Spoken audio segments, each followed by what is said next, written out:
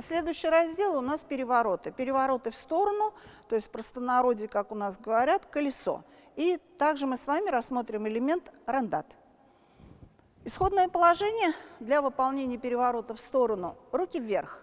Боком принимать исходное положение недопустимо. Выполняем шагом вперед, переворот в сторону, стойку ноги врозь, руки в стороны. Можно. И зафиксировать это положение. Лера, руки в стороны. Вверх не поднимаем, руки в стороны. Ноги не соединяем пока, Антония.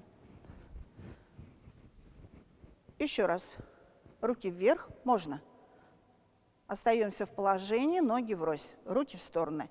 Для соединения элемента, то есть колесо, переворот в сторону, выполняем на матах. Исходное положение в начале.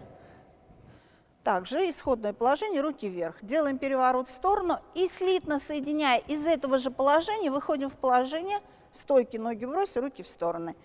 Лера? Руки вверх, шагом, переворот и в стойку, ноги врозь. Да. Стараемся также не терять равновесие. Антонина? Тянемся. Стойку, ноги врозь. Хорошо. Рандат.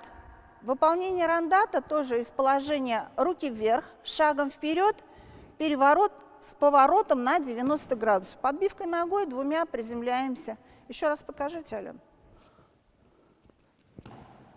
И опять же, выпрямление обязательно, руки вверх. Выполняем. Тянись вперед и двумя ногами. Хорошо? Еще один. Правильно. Антонина. Потянуться. И ногами резче. Тянуться. Ногами резче. Останови, пожалуйста. Тоня, тебе надо футболку, наверное, или запишем. Да? Сейчас, подожди. Можно? Можно. Потянуться. Резче. Сгибайся. Резче.